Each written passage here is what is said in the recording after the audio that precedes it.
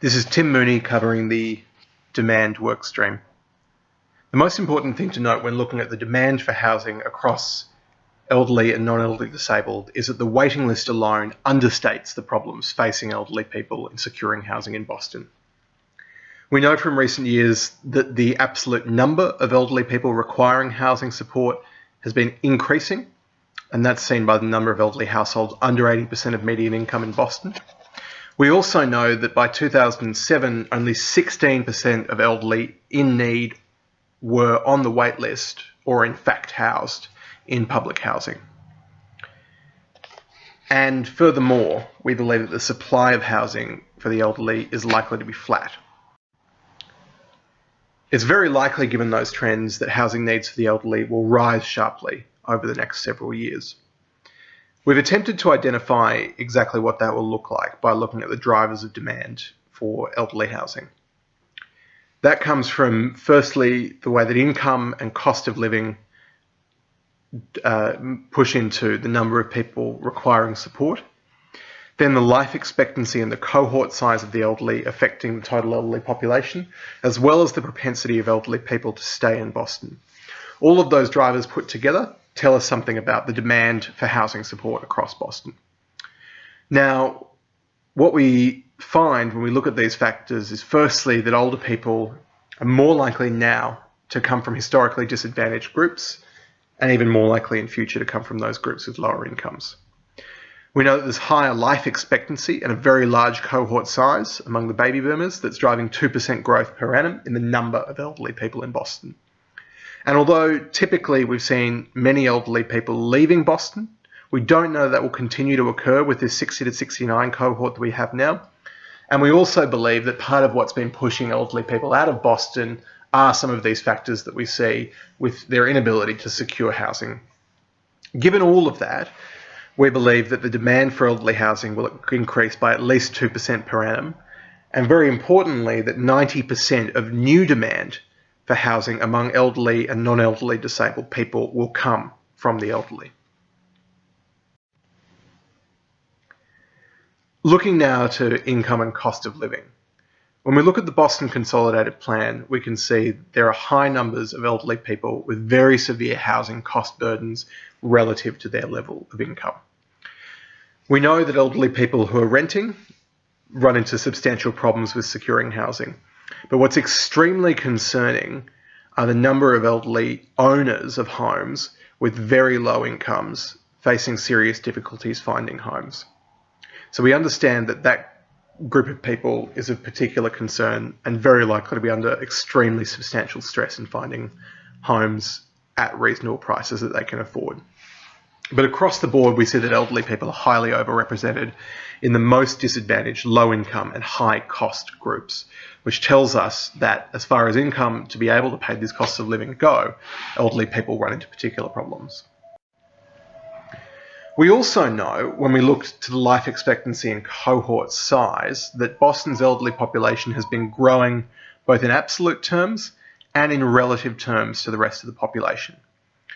So we see an increase in elderly population over the last several years, and especially in the period from 2000 to 2010.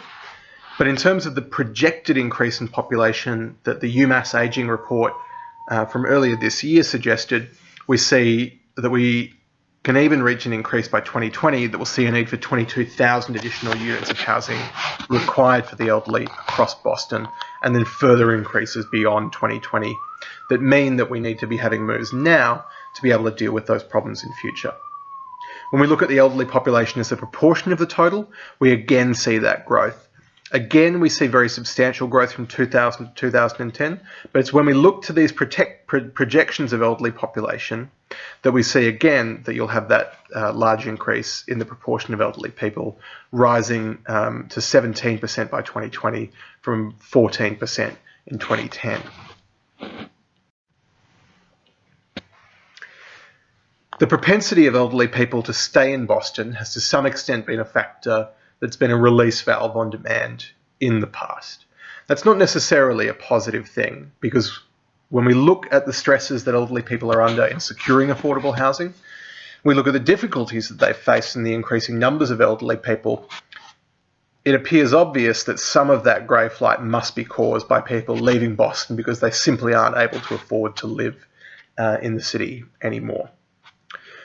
But it's also very possible that that population will no longer leave Boston in as many numbers, and that demand will actually be reflected in the number of people in Boston.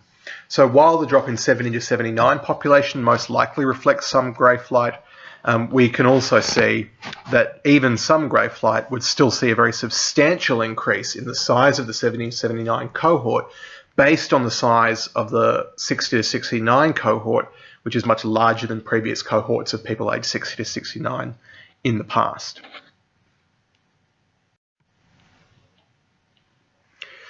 We can then contrast this with the disabled population in Boston. Now, we've been able to find some research that speaks to the way that population dynamic is likely to occur. And essentially, while the elderly population is moving out of step with the total population changes in Boston, and more than total population changes in Boston, we don't see a similar movement away from the trend among the disabled population. So it's much closer to the natural population growth of the Boston region.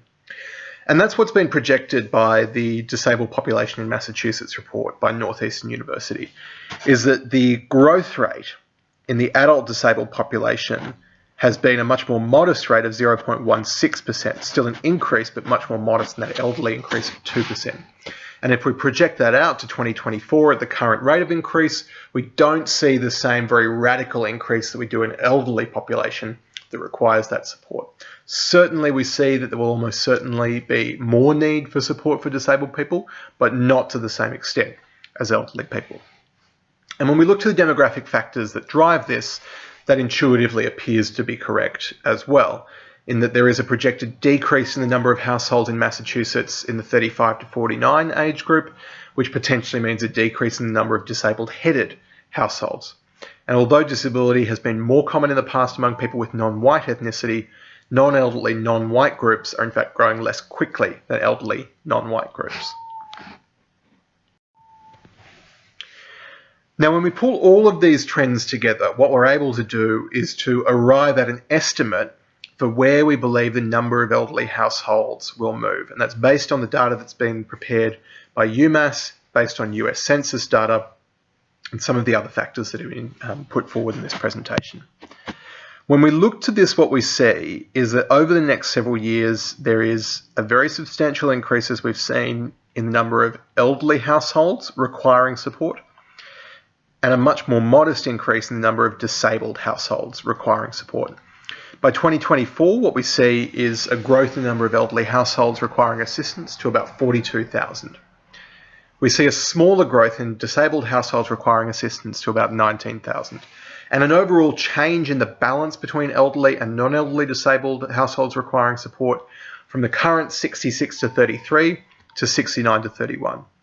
Now, what all of that means is that when we look to new demand, rather than simply the total level of demand in future, that 90% of that new demand is likely to come from elderly households, with about 7,000 additional households needing assistance compared to about 1,000 additional non-elderly disabled households requiring assistance.